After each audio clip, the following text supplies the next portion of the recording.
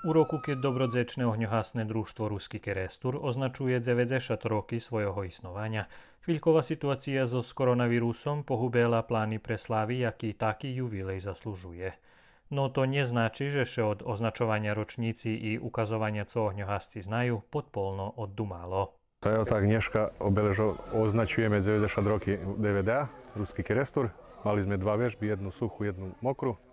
U suchej vežby sme ukazovali, jak sa spašava zo krova, spod čerepoch. Na mokrej vežbi sme mali oheň, slama točnejšie, to sme hašeli, deti učestovali takúzi.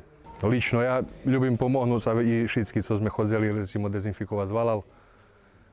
I tak do Kuli sme chodzili na 2-3 intervencii, Kruščiču, kamión pohubený, tam my chodzili isto 3-4 intervencii sme mali tam. Ja ľubím pojsť pomohnúť i moji kolegové, hej. Za to sme i tu. Nazdávame sa, že dobre dobrým vraci.